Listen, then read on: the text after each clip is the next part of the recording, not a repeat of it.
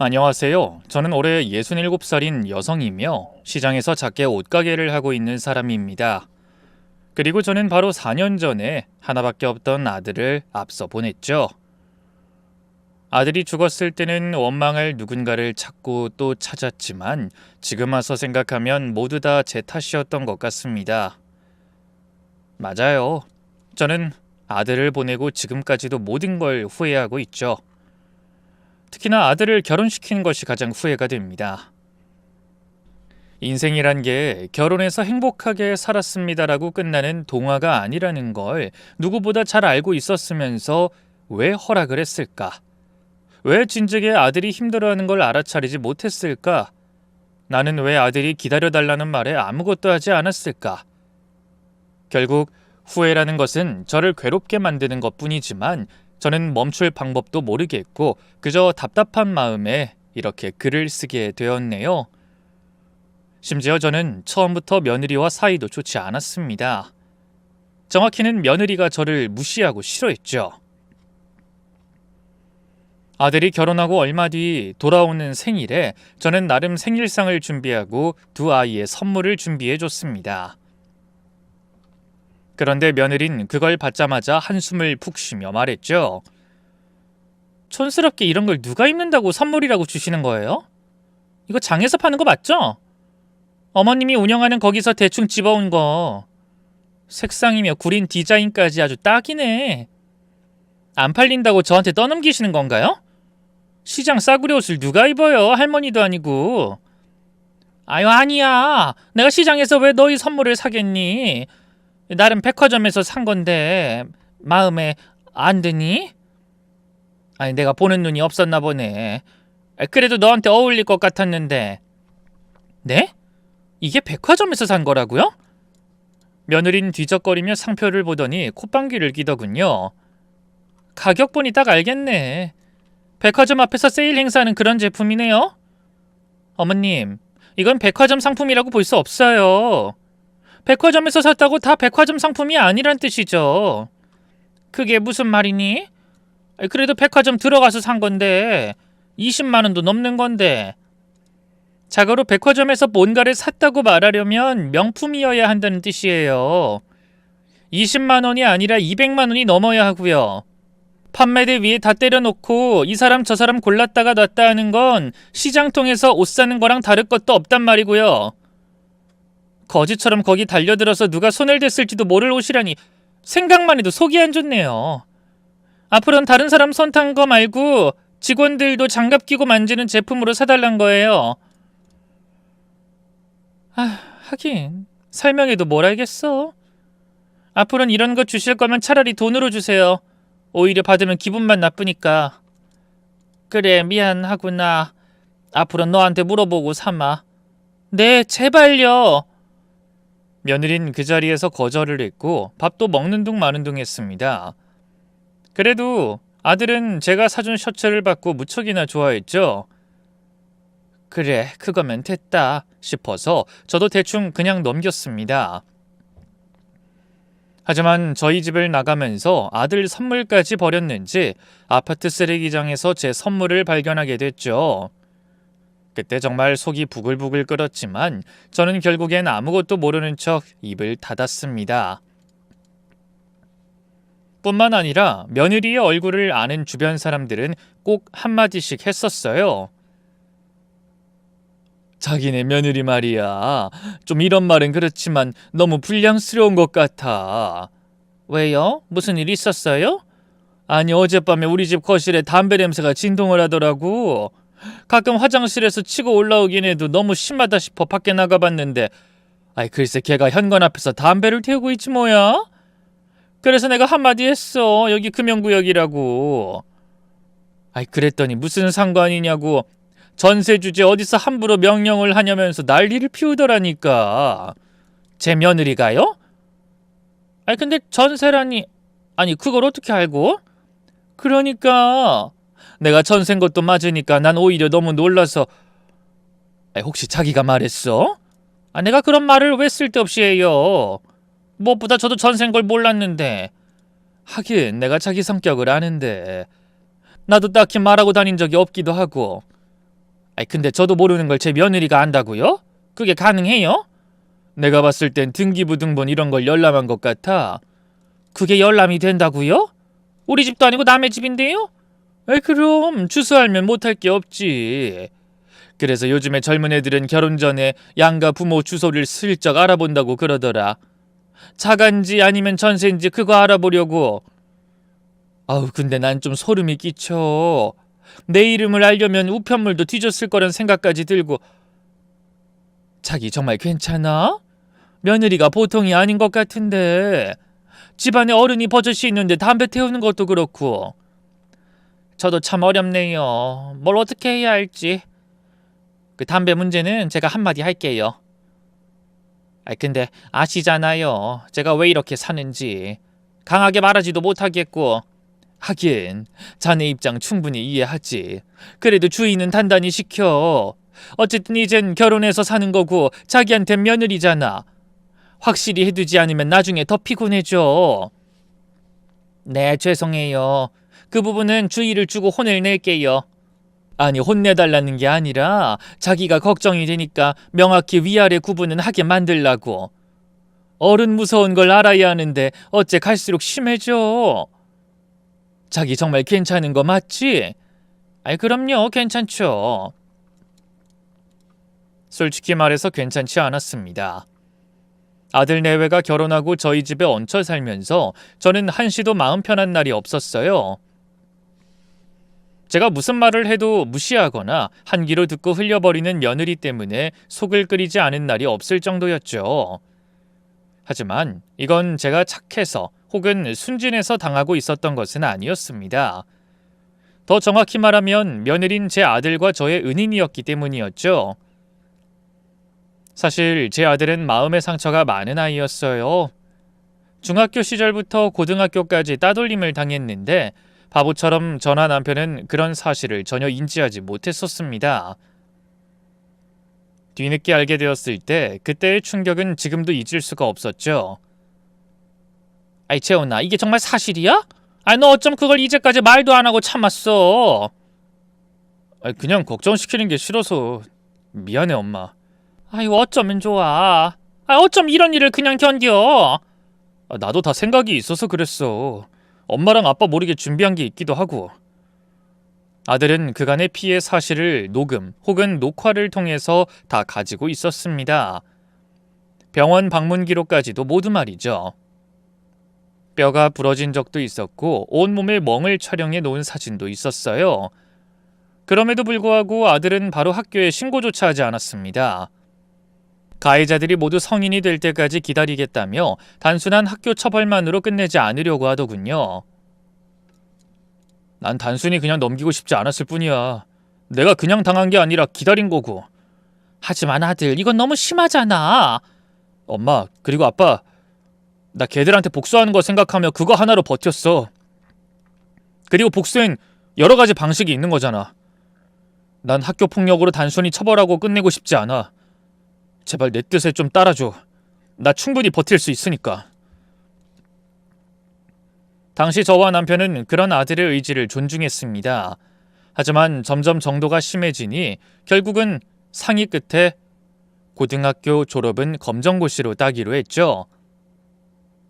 그렇게 시간이 흘러 실제로 가해자들 모두가 법적인 처벌을 받았고 아들도 다시 일상으로 돌아왔습니다. 제 아들이라서가 아니라 재혼인 제가 봐도 정말 마음이 단단한 아이였어요. 하지만 직장에 들어가서 비슷한 일을 겪게 되며 아들은 마음의 문을 완전히 닫고 말았던 겁니다. 심지어 아예 방문을 걸어 잠그고 밖으로 나오려고 하지도 않았죠. 남편은 그런 아들을 끌어내려고 정말 최선을 다했습니다. 재훈아, 일단 나와서 아빠랑 이야기 좀 하자. 이렇게 외면하고 피한다고 될 문제 아니잖아. 벌써 몇 달이나 얼굴을 못 봤어. 그러니까 문 좀 열어봐. 응? 가, 필요 없어. 그냥 날 좀 내버려둬. 제발 좀 가라고. 재훈아, 아빠가 너랑 이야기를 좀 하고 싶어서 그래. 제발. 필요 없다고. 그냥 좀 혼자 있기 좀 내버려둘 수 없어? 나도 힘들고 지친단 말이야. 학창 시절은 물론이고 직장에서까지 괴롭힘을 당했다면 그럴 만한 이유가 있지 않나 의문을 가지시는 분들이 있을지도 모릅니다. 성격이 문제거나 혹은 일을 못해서는 아닐까 하고 말이죠. 하지만 아들이 그렇게 된 것엔 이유가 있었어요.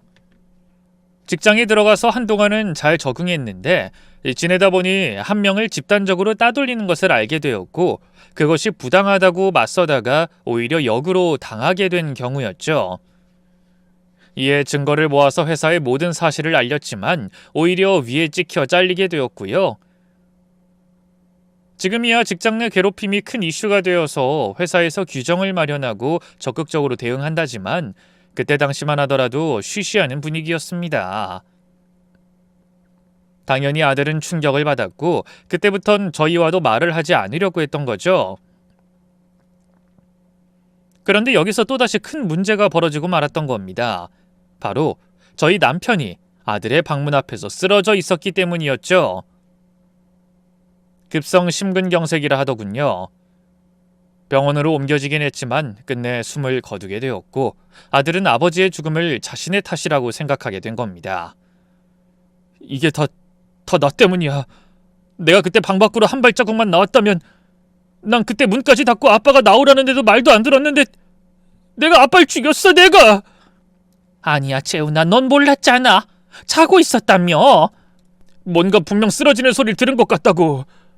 그때 내가 빨리 발견만 했어도 내가 죽었어야 해. 나 같은 게 죽었어야 했다고. 아버지가 아니라 내가 죽어야 했단 말이야. 재훈아 그러지 마. 너까지 이러면 엄마 어떻게 살라고? 그날 아들은 자신의 머리를 벽에 박으면서 자책을 했고 남편의 장례식이 치러지기 하루 전에 극단적인 선택을 시도하게 됐죠. 다행히 제가 빨리 발견해서 실패하게 되었지만 그 뒤로도 무려 3번이나 비슷한 일이 있었습니다. 그 뒤로 저는 늘 살얼음판을 걷는 기분으로 살아야 했어요. 겪어보지 않으신 분들은 절대로 이해할 수 없을 정도로 최악의 상황이었죠. 방문을 사이에 두고 있었지만 너무나도 멀리 있는 것 같은 그런 느낌. 곁에 있는데도 영영 볼 수 없을 것 같은 불안함에 떨어야 했으니까 말입니다. 그렇게 무려 7년을 살았고 그걸 끄집어낸 게 게임을 하다가 알게 됐다는 지금의 며느리였죠. 그러니 제게도 또 아들에게도 며느린 은인이었던 겁니다. 하지만 문제는 며느린 그걸 이용해서 절 협박하기 시작했다는 거였어요. 결혼 초반에는 제 아들보다 5살이나 어린 아이라 그저 철이 없다고 생각하고 넘긴 부분도 있었는데 협박의 강도는 나이와는 상관이 없었죠. 솔직히 어머님도 저한테 진짜 엄청 완전 고마워해야 하는 거 아시죠? 뭐? 뜬금없이 꺼낸 말에 저는 되물었고 며느린 살짝 웃어 보였죠. 아시면서 왜 모른 척 하세요? 방문 닫고 세상이랑 단절했던 재훈 씨를 끄집어낸 게 바로 저 아닌가요? 어머님이 심각성을 잘 몰라서 그러는 것 같은데 보통 그렇게 방문 닫고 들어간 사람들이 언제 나오는 줄 아세요? 바로 부모가 뒤졌을 때요. 뒤져? 넌 무슨 말을 그렇게 하니? 사실이니까요. 솔직히 저 아니었음 한 10년? 20년 뒤에나 나왔을걸요? 제 말이 틀려요? 설마 이제 와서 내 아들이 그럴 리가 없다 이런 식으로 말씀하실 건 아니죠? 양심 없게. 아니 네 말이 틀린 것도 아니고 내가 고마운 것도 물론 있어. 하지만 너 말하는 게 좀 그렇잖니? 그게 어디 어른 앞에서 할 소리야?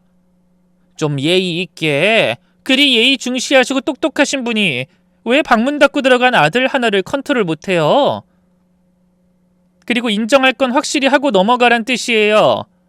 제 공 확실히 인정해 달라고요. 그래 인정해. 내가 언제 인정 안 한다고 했니? 그럼 인정한 만큼은 챙겨주셔야죠. 솔직히 저희가 언제까지 이렇게 살 순 없는 노릇이잖아요. 이런 좁은 아파트에서 시집살이 하면서 사는 것도 저랑 맞지도 않고요. 그래서 집을 따로 구해주셨으면 좋겠는데요. 뭐? 하지만 너나 재훈이나 아직 자리도 못 잡았고 직장도 없는데 어딜 나가서 살아. 그야 어머님이 당분간은 생활비 주셔야죠. 제가 많은 거 바라는 거 아니잖아요. 혹시 계속 아들 끼고 살고 싶은 게 아니라면 독립한다고 할 때 보내주는 게 부모 할 도리고요. 우리 엄마 아빠도 원래 집은 남자 쪽에서 해주는 거라고 하던데. 하지만 모든 건 순서와 절차가 있는 법이야. 아무것도 없이 그냥 덜컥 독립이라니. 어머님이 그렇게 걱정도 많고 생각도 많으니 재훈 씨가 아직 정신적으로 독립을 못한 거예요. 나약해 빠져서 그깟 따돌림 좀 당한 걸로 끙끙거리는 거고요. 너 지금 그깟 따돌림이라고 했니? 넌 몰라! 그게 얼마나 끔찍했는지! 됐고요. 어머님이 그렇게 감싸고 들고 이해하고 그러니까 아직도 저꼴로 빌빌거리죠. 어머님도 마음 단단히 먹고 별거 아니라고 생각해야 해요. 어쨌든 과거인데 그걸로 언제까지 방패를 삼으려고 하세요? 이해? 물론 좋죠. 근데 이해를 언제까지 해요? 10년, 20년? 제발 혼자 일어나게 기회를 달라는 말이에요. 저랑 나가서 살면 정신 바짝 들 수 있잖아요. 그렇지만 제가 어머님도 7년을 못 해낸 걸 했어요. 그러니까 절 믿으셔야죠. 그 정도도 못하세요? 믿지.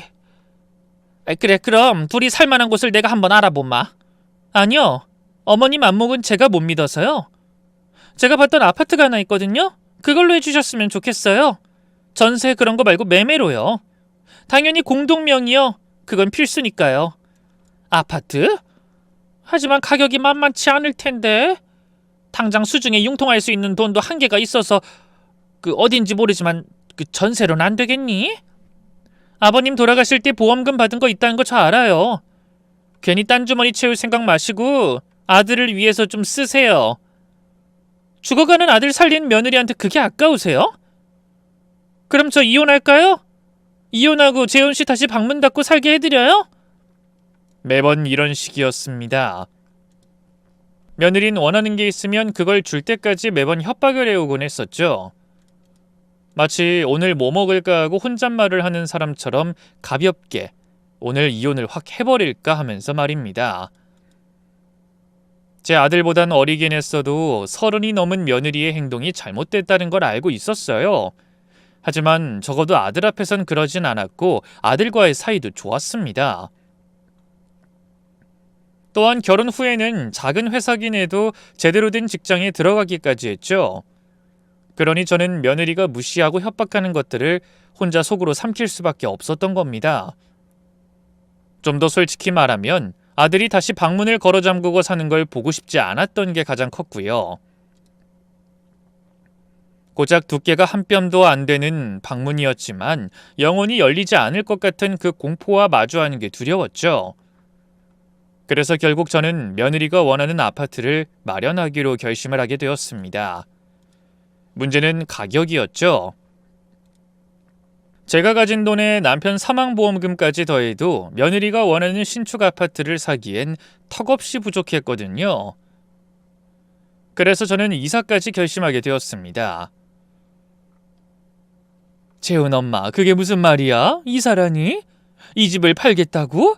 평생을 살았던 집을? 그럼 어째요? 아쉽긴 해도 저도 별 수 없죠. 자기 진짜 그러다 큰일 나. 다 늙어서 자식한테 다 퍼주고 길거리에 나 앉은 사람이 얼마나 많은 줄 알아? 적어도 내 주변에 5은 된다고. 처음엔 다들 그래. 자식을 위해서 뭐든 해주고 싶다면서. 근데 나중엔 다들 입에 거품 물고 후회하는 게 그거야. 몰라서 그래? 저도 알죠. 그래도 다 주는 건 아니니까. 집값이 꽤 올랐더라고요. 이 답답한 사람아, 지금 그게 중요해? 아휴, 이를 어쩜 좋아. 재훈이 너 이거 알아? 재훈이는 아직 모르는 것 같아요. 며느리가 말하지 말라고 하는 거 보면. 당장 말을 해. 혼자 끙끙거린다고 나아질 거 하나도 없어. 이게 어디 단순한 고부 갈등이야? 재훈 엄마, 나도 그냥 남 일이라고 그냥 말하는 거 아니야. 자기가 뭘 걱정하는지 대충 짐작은 가지만 아닌 건 아니지. 나중에 재훈이가 알게 돼도 억장이 무너질 거라고. 앞서 이야기했던 것처럼 제가 가장 후회하는 순간이 바로 이때였죠. 모든 사람들이 아니라고 말했을 때 저 역시도 결단을 내렸어야 했다고 말입니다. 하지만 전 그러지 못했네요. 제가 나서서 두 사람을 이혼시켰다가 아들이 극단적인 선택을 할까 두려움도 컸습니다. 축 늘어진 몸으로 구급차에 실려가 위세척을 하는 걸 본 것만 3번이었어요. 깨어난 뒤에도 왜 자신을 살렸냐며 울던 아들의 얼굴을 저는 한시도 잊어본 적이 없었죠. 비겁한 변명일지도 모르지만 그땐 그랬습니다. 최악의 며느리라고 하더라도 최악의 아내만은 아니길 바라며 입을 닫아버린 거였죠. 그렇게 저는 아파트를 팔아 작은 집으로 이사를 했고 며느리가 원하던 집을 얻어줬어요. 다행히 그 뒤로는 정말로 잠잠해졌습니다. 하지만 그게 끝이 아니었죠. 어느 날 아들이 저희 집을 불쑥 찾아왔는데 몰골이 말이 아니더군요. 아이 재훈아, 너 옷이 왜 그래? 어디서 굴렀어? 이 얼룩은 또 뭐고? 그 빨래를 못해서 그냥 현장에서 입던 걸 다시 입어서 그래. 회사에서 무슨 일 있는 건 아니고? 또 따돌림 당할까봐? 아니야. 회사는 작고 월급도 적지만 사람들은 진짜 좋아. 아이 그럼 다행이고. 너 밥은 먹었어? 밥은 아직. 혹시 밥 좀 있어? 배가 많이 고픈데. 아이 그럼 엄마가 금방 만들어줄게. 일단 씻어. 씻고 여기 네 옷 있으니까 그거 입고 있어. 엄마가 금방 빨아서 건조기 돌려서 줄 테니까. 아들은 제가 차려준 밥상을 허겁지겁 먹었고 전 그걸 보면서 이상하다 싶었습니다. 더구나 셔츠도 누렇게 변색되어 냄새가 나는 게 빨래를 언제 했는지 알 수가 없었죠. 그게 몇 번이나 반복되니 답답한 마음에 저는 일단 찾아가자 하는 마음이 들었던 겁니다. 가봤자 좋은 소리 못 들을 거 알아서 한 번을 간 적이 없었지만 반찬 핑계로라도 아들 집에 찾아가게 됐죠. 헌데 며느린 집에 없었고 제게 어쩐 일인지 현관 비밀번호를 알려주더군요. 집에 왜 왔냐고 질색을 하며 쫓아낼 걸 각오했는데 다행이다 싶어서 걸음을 옮겼습니다.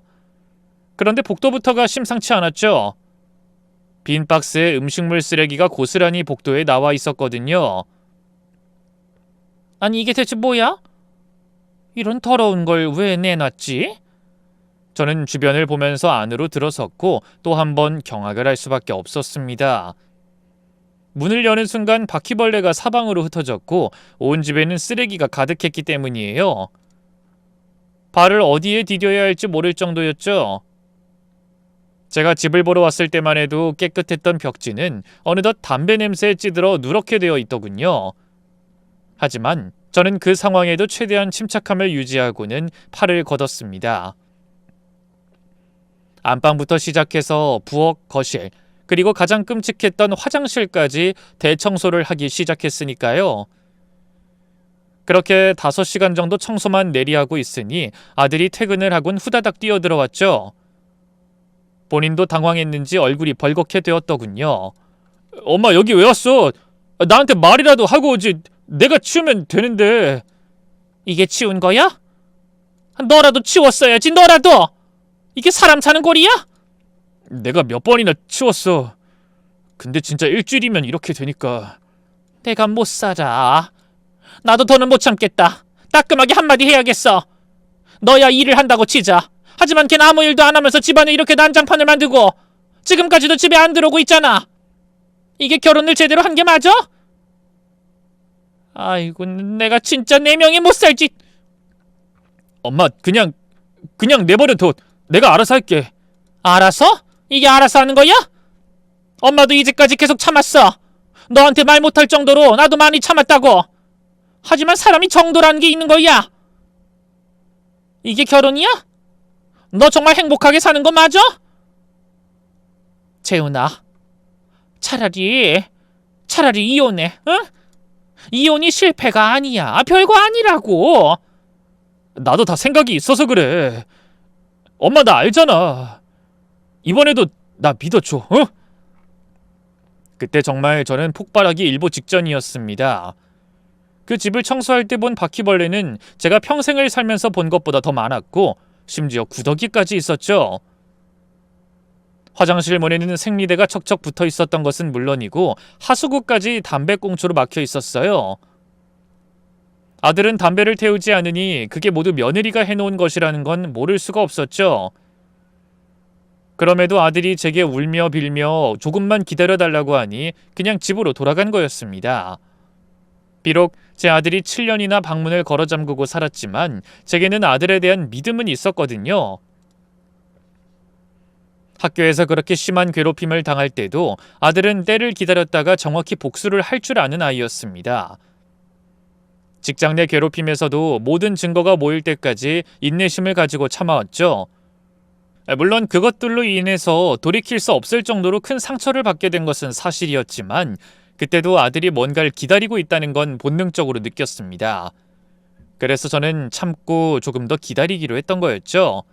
하지만 며느린 정말 뻔뻔하게 나오더군요. 어머님이 오셔서 청소 싹 다 해주셨다고 들었어요. 그래. 앞으로는 좀 더 깨끗하게 쓰레기도 그때그때 버리는 게 좋지 않겠니? 그래야죠. 근데 제가 그런 걸 잘하지 못해요. 어차피 비밀번호도 공유했으니까 어머님이 종종 와서 좀 치워주시고 반찬도 만들어주셨으면 해요. 보니까 어머님 제법 잘 치우셨더라고요. 어머님은 시장에서 옷 장사하실 게 아니라 청소하셨으면 돈 좀 버셨을 것 같던데요? 지금 너 나한테 살림까지 하라는 거니? 도대체 넌 날 뭐라고 생각하는 거니? 내가 종이야? 네 식모야? 나 시어머니야. 어떤 며느리가 시어머니한테 자기 집 청소를 맡긴다니? 무엇보다 너 나이 30 넘었고 이제 마냥 어린 나이도 아니잖니? 이 적당이란 게 없는 거야?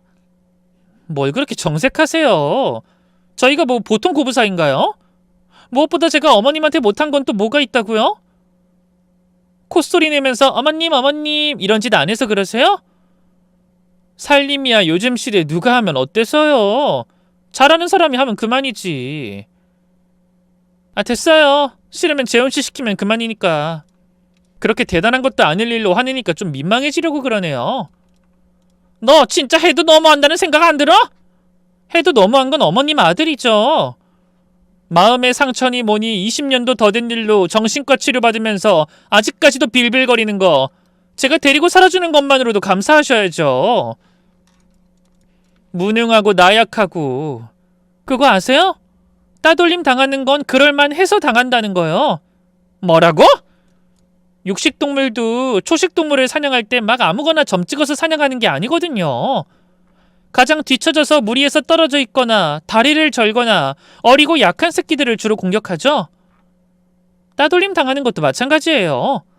나약하고 쓸모없이 혼자서 동떨어져 다니니까 공격하고 싶어진 거 아니겠어요?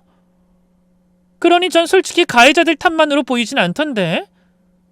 너한테서 일어난 일 아니라고 그렇게 막 말하는 거니? 아무리 그래도 너한텐 남편이야. 싸고 돌면 뭐가 나아져요? 니 탓 아니다 이러면 그렇구나 받아들이긴 하고요. 어머님도 정신 좀 차리세요. 당할만 하니까 당한 거거든요. 됐고 잔소리 그만 들을래요. 청소 안 해줄 거면 비번 바꿀 거니까 앞으로 저희 집 오지도 마세요.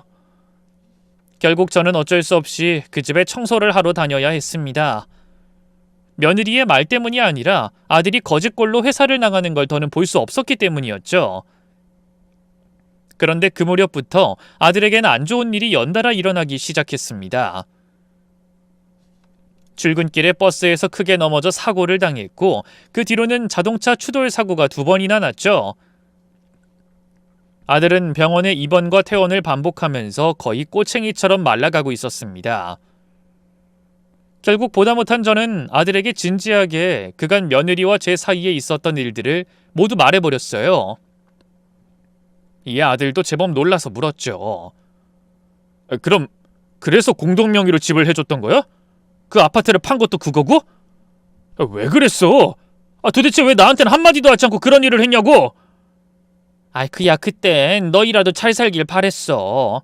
그것만 해주면 괜찮아질 줄 알았고 그땐 적어도 두 사람 사이는 좋았잖아. 근데 이게 점점 정도가 지나치고 생활비며 뭐며 매일 돈 뜯어가고 무엇보다 너 이렇게 자꾸 다치는 것도 엄마 너무 무서워. 무슨 삼재인가 싶기도 하고. 차라리 애 없을 때 갈라서 그렇게만 하면 엄마가 어떻게든 해볼게. 응? 하지만 내가 지금 좀... 더구나 공동명의라는 게 단순하지가 않아. 이혼 절차도 복잡해지고 엄마가 그 집을 샀다는 걸 소명하고 재산 분할해서 빠지려면 그게 중요해? 그냥 줘. 50%고 뭐고 일단 넌 살아야 할 거 아니니? 그래도 어떻게 그래? 아빠 목숨값이고 엄마가 쌓아온 거야. 나도 다 생각이 있다고. 너 또 기다리라고 할 거야? 너 정말 엄마만 몰라서 그래? 너 이전에 따돌림 받았을 때도 그냥 좀 기다려달라고 괜찮다고 견딜만 하다고 그랬었어. 죽은 너희 아빠가 그때 얼마나 후회했는지 알아? 나도 마찬가지야. 왜 그렇게 미련 곰탱이처럼 말을 아껴? 왜 그러는데? 재훈아, 제발 더는 그러지 말자. 너나 나나 둘 다 끙끙 앓는 바보 같은 짓 그만하자고. 그래도 엄마 말이 사실이면 더욱이 복수해야지. 그게 어떤 돈인데? 복수? 그걸로 얻은 게 뭔데? 아무것도 없어. 참고 기다리면서 너 속 썩어간 거 생각하면 그날로 수백 번 돌아가서 너 학교 더 빨리 그만두게 했을 거야. 죗값 치르게 하는 거 좋지. 하지만 너 그것 때문에 마음이 이렇게나 다쳤잖아. 이제 그냥 널 위해서 살아. 엄마가 이렇게 빌게. 딱 한 번만 그냥 눈 딱 감고 복수고 뭐고 그만해. 아들은 제 호소에 한숨을 푹 쉬더니 겨우 입을 열더군요. 알았어. 복수는 때려치우고 최대한 빨리 정리해볼게. 분명 정리를 하겠다고 했습니다. 일주일이면 마무리될 거라고도 말했고요. 하지만 일주일 후 다시 보게 된 아들은 싸늘한 주검으로 제 앞에 나타나게 됐죠. 경찰에서는 단순한 교통사고라고 했습니다. 제가 아무리 애원을 하고 다시 조사를 해달라고 해도 의심스러운 정황이 없다고 하더군요. 새로 가입한 막대한 보험 내역도 없었으며 피검사에서 별다른 약물 반응도 전혀 나오지 않았기 때문이었죠. 결국 저는 어쩔 수 없이 아들의 장례 절차를 밟았습니다. 헌데 빈소에 있어야 할 며느린 보이지 않았고 한참 후에 나타나 제게 이렇게 말했죠. 어머님 아드님이 이전부터 유서를 자주 썼던 건 아시죠? 너 지금 뭐라고 했니? 아시냐고 모르시냐고. 물었으면 대답을 하셔야죠. 귀 먹었어요? 너 진짜 미쳤니? 돌았어? 여기 내 아들 장례식장이고 네 남편 장례식이야. 근데 뭐? 됐고. 죽은 사람인데 뭐 어쩌라고요. 슬퍼하면 뭐가 달라져요? 다시 살아나요? 아니 뭐 마음이라도 좀 편해지나? 산 사람은 살아야지 언제까지 눈물 뚝뚝 흘리고 있어요? 무엇보다 전 재훈씨가 쓴 유언장을 가지고 온 거라고요. 안 보실 건가요? 유언장? 네. 재훈씨가 워낙 정신이 나약해서 주기적으로 유서 쓰고 그랬잖아요. 보니까 이전에 썼던 유서도 몇 장 있던데 언제 어떻게 죽을지 모르니까 매번 대비를 해둔다고. 아버님 그렇게 갑자기 죽은 뒤부터 쭉 써왔잖아요. 근데 마지막 유서에 이렇게 적혀있네요. 보세요. 저 역시 아들이 종종 유서를 쓴다는 사실은 알고 있었습니다. 남편이 갑작스럽게 간 뒤부터 남편 기일에 맞춰서 자신의 유서를 새로 쓰곤 했었죠. 결혼하고는 그런 걸 그만둔 줄 알았는데 며느리 말을 들어보니 그때까지도 쭉 그걸 써온 모양이었습니다. 헌데 내용을 보니 저는 더욱 불신할 수밖에 없었습니다. 모든 재산을 아내에게 넘깁니다라는 내용이었으니까요. 더구나 그건 남편의 기일에 작성된 것도 아니었고 사고 나기 하루 전날 작성된 거였죠. 이걸 지금 나한테 믿으라고 그러는 거니? 내 아들 너랑 정리한다고 했었어. 그럼 난 이 유서 못 믿지. 갑자기 너한테 재산을 다 주겠다고 썼다는 걸 내가 어떻게 믿어? 안 믿으면 어쩔 건데요. 이 글씨체 누가 봐도 제 남편 건데. 감정 받으시든가 마음대로 해보세요. 전 당당하니까.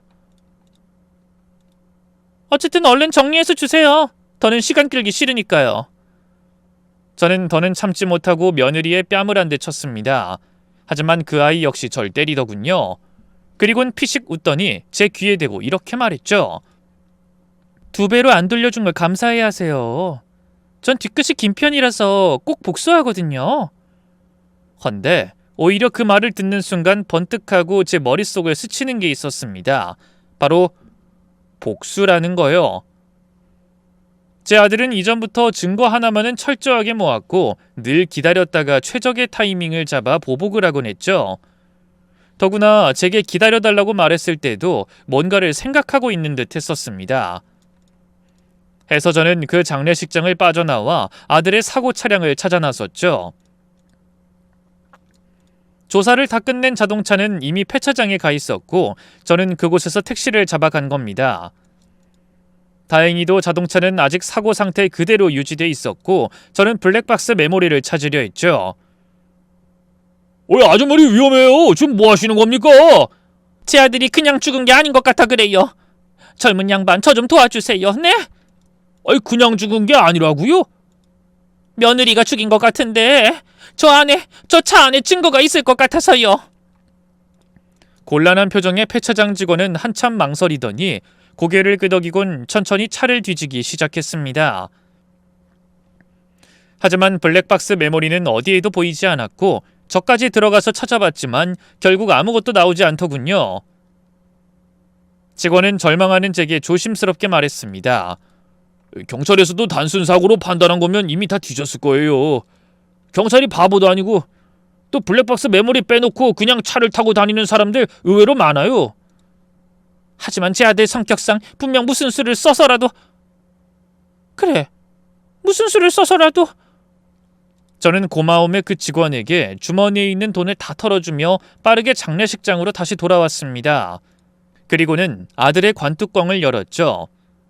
너무나 이질적인 느낌이 드는 차가운 피부와 창백한 제 아들의 얼굴을 보니 눈물이 다시 왈칵 쏟아질 것 같았지만 저는 꼭 참았습니다. 그 다음엔 그럼 안 된다는 걸 알지만 경찰에 며느리가 유서를 조작한 것 같다라는 이유로 재수사를 요구했죠. 결국 아들은 부검까지 하게 되었고 거기에서 메모리가 발견되었습니다. 위치는 식도였고 죽기 바로 직전에 삼킨 것 같다고 하더군요. 거기엔 모든 사건의 정황이 담겨 있었습니다. 며느린 자신의 임신을 들먹이며 아들에게 보험 사기를 칠 것을 종용했죠. 그 유서를 쓴 건 역시 이혼을 하기 위해서 아들이 선택했던 것이었습니다.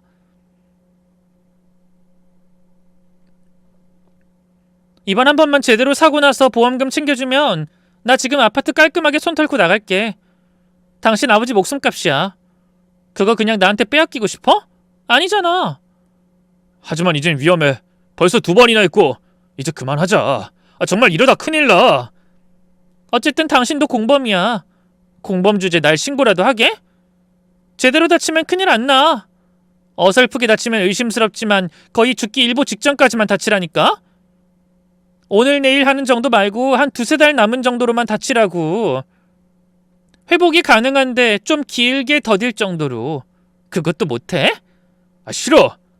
그럼 진짜 신고라도 하게? 신고 못할 것도 없지. 우리 그냥 이쯤에서 그만해. 신고해. 그럼 당신 아인 감옥에서 낳겠네? 내가 키워도 정말 괜찮겠어? 확실하게 말하는데 난 애 딱 질색이야. 쓰레기 더미 위에서 잠잘 거고 구더기 들끓는 기저귀 옆에서 키울 거야. 그래도 된다고 하면 여기까지 하고. 어때? 그래도 될까? 영상 속의 아들은 고통스러운 듯 소리를 질렀고 며느린 웃고 있었죠. 저번이랑 똑같아. 대신 이번엔 유서 써. 사람 일 어떻게 될지 모르잖아. 아이라도 제대로 키우고 싶으면 그 아파트 내 앞으로 한다고. 내 아내한테 모든 재산 넘긴다고 그렇게 쓰라고. 그리고도 살아남게 되면 난 보험금 받는 즉시 당신한테 아이 줄 거고 집도 안 가지고 깔끔하게 이혼할게. 그게 아니라면 나랑 이 아이는 평생 같이 있게 될 거고. 며느린 자신의 배를 쓰다듬으면서 아들을 내리 협박하더군요. 며느리에 담긴 내용은 대부분의 의문점을 모두 풀어줬습니다. 결혼하고 얼마 되지 않아서 아들이 출근길에 버스에서 크게 다친 게 시작이었어요. 그때 보험금을 꽤 크게 받게 된 이후로 며느린 보험 사기를 계획했고 아들이 거부하자 며느린 자신의 임신을 빌미로 삼았죠. 그러다 뒤늦게 제가 공동 명의로 아파트를 해줬다는 걸 알게 된 뒤에 그것도 함께 협박해왔던 겁니다. 물론 저 역시 보험 사기를 친 아들을 두둔할 생각은 전혀 없었어요. 어떤 이유로든 누군가에게 피해를 줬다는 건 잘못이었기 때문이죠. 경찰은 그 메모리의 영상을 모두 확인하고는 말하더군요. 아드님이 아주 꼼꼼하게 남겼어요. 심지어 자신의 범행 기록까지도요. 아마 돌아가시지 않았다면 이걸로 자수를 하려고 하셨던 것 같아요. 그럼 앞으로 뭐가 어떻게 진행이 되나요? 일단 보험 사기는 당연한 건데 강요죄나 자살 교사까지도 가능할 수도 있습니다. 최대한 조사를 해서 법의 심판 받게 해야겠죠. 너무 걱정 마세요. 근데 뱃속에 아이가 있다면 제 손주인데 그 부분도 조사해 보겠습니다. 이런 종류의 사람을 많이 만나본 건 아니지만 그것도 거짓말일 확률이 높다고 봐요. 어머님은 마음 추스르시고 장례부터 치르시는 게 좋겠습니다. 며느리는 얼마 뒤 구속됐습니다. 도피 우려가 있어서 구속 수사를 하게 됐다는 소식을 듣게 됐죠. 하지만 경찰의 추측과는 달리 임신은 진짜였어요. 생각해보면 진짜 임신이 아니었다면 제 아들이 그렇게 휘둘리지 않았을 거라는 생각이 들었죠. 솔직히 그땐 너무 막막했습니다. 저 역시 아들이 어떤 마음이었는지 알겠더군요. 그런 여자한테 아이를 키우게 하는 건 상상만으로도 끔찍했으니까 말이죠. 헌데 이걸 다행이라고 해야 할지 아예 다른 남자의 아이더군요.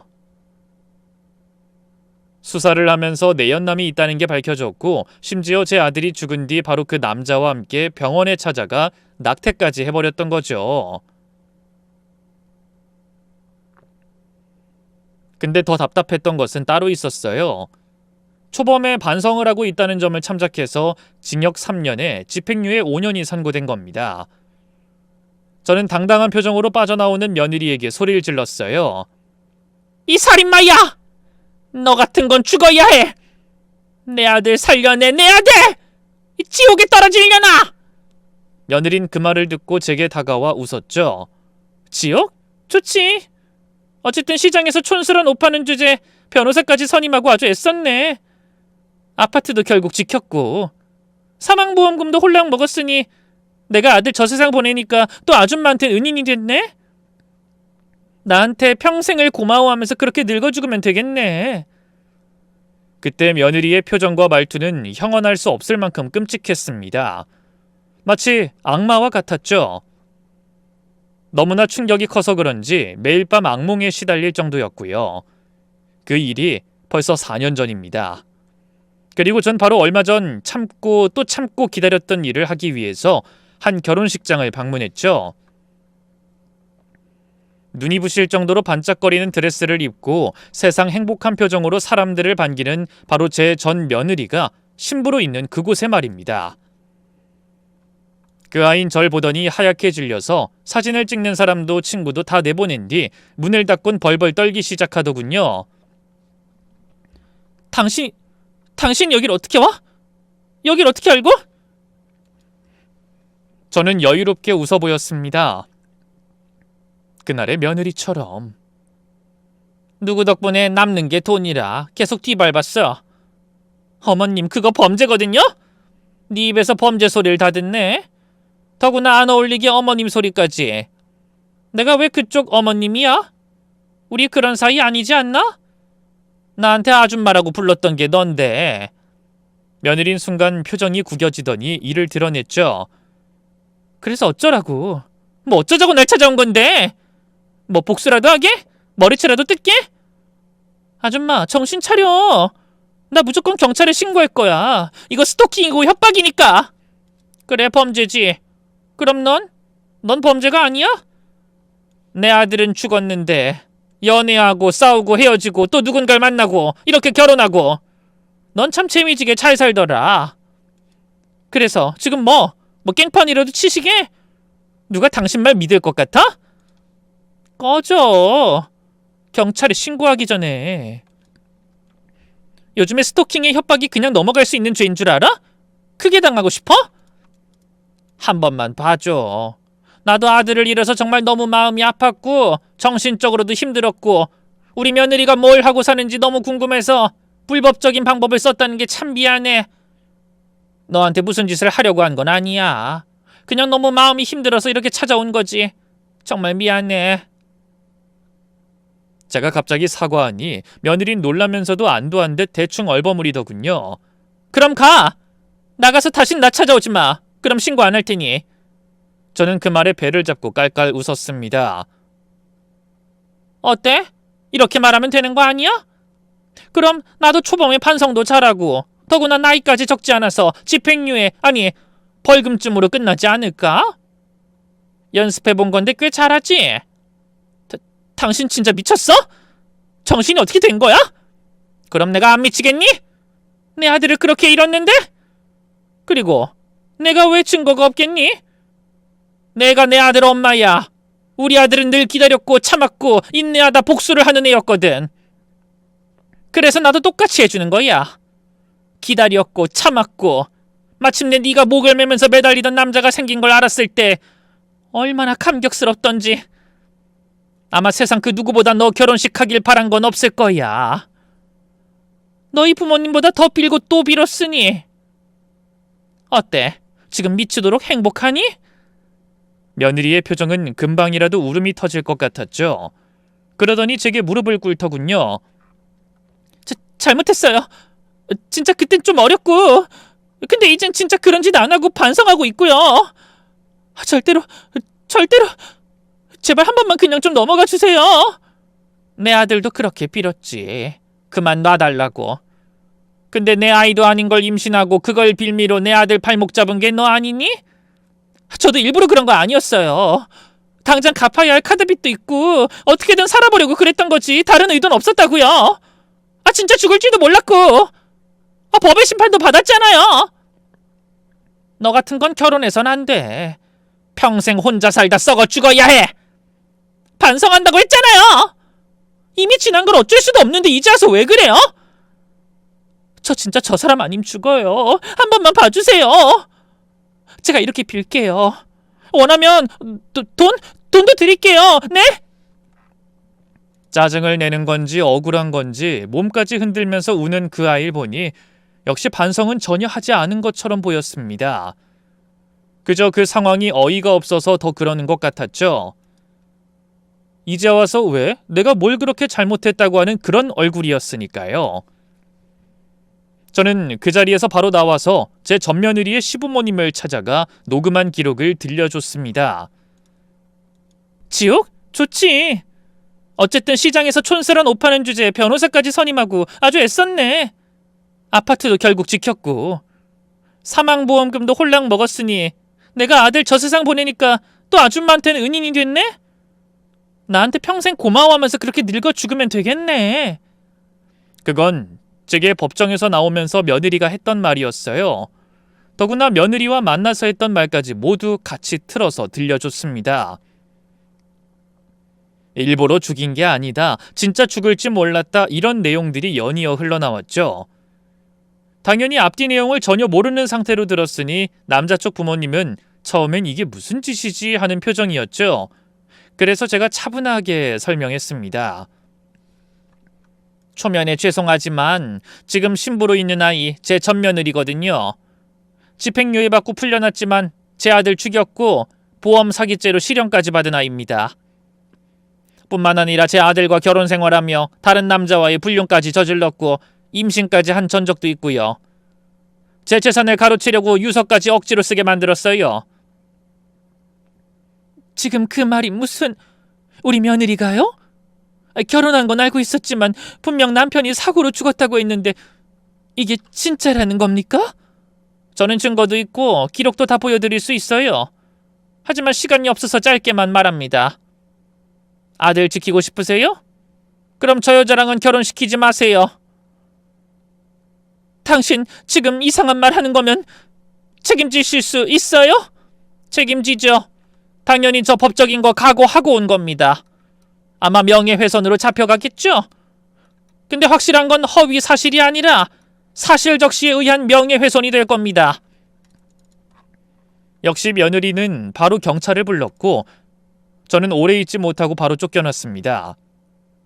그래도 그 짧은 순간의 영상이며 자료까지도 최대한 보여주려고 발악을 했죠. 그게 효과가 있었는지 전 며느리는 결국 결혼식을 올리진 못했습니다. 화가 잔뜩 난 시부모님이 신랑으로 보이는 남자를 끌고 밖으로 나오는 걸 제 눈으로 똑똑히 봤으니까요.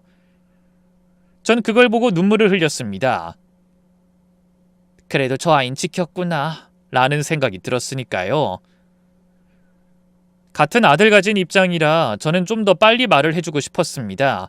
하지만 아들이라면 이렇게 복수를 했을 거라는 생각에 꾹꾹 참고 있었던 거죠. 아주 행복한 꿈을 꾸며 가장 높이 날아올랐을 때 떨어뜨리는 것. 제 아들은 늘 그런 복수를 해왔으니까요. 물론 제 입장에서는 속이 그리 후련하진 않습니다. 제 아들의 복수를 제가 마무리한 것이었으니 이것만으로도 아들이 편안히 눈을 감길 바랄 뿐이었죠. 제가 아들의 복수를 제대로 잘 해낸 거 맞을까요? 이 정도면 아들이 좋아했을까요? 솔직히 아직도 잘 모르겠습니다. 누군가는 복수를 통해 상처를 치료하기도 하고 또 누군가는 앞으로 나아갈 힘을 얻는다는데 저는 그 시간이 정말 지옥이었거든요. 복수를 하려거든 두 개의 무덤을 팔아. 하나는 너를 위한 것이다 라는 말처럼 말입니다. 그래도 딱 하나, 이 복수를 통해 다른 아이를 지켰다는 것 하나만은 좋았네요. 제 이야기는 여기서 끝입니다. 끝으로 함께 제 하소연 들어주셔서 너무 감사하고요. 들어주신 모든 분들에게는 이런 일이 벌어지질 않기를 진심으로 기도드려요. 모두에게 행복만 가득하게. 고맙습니다.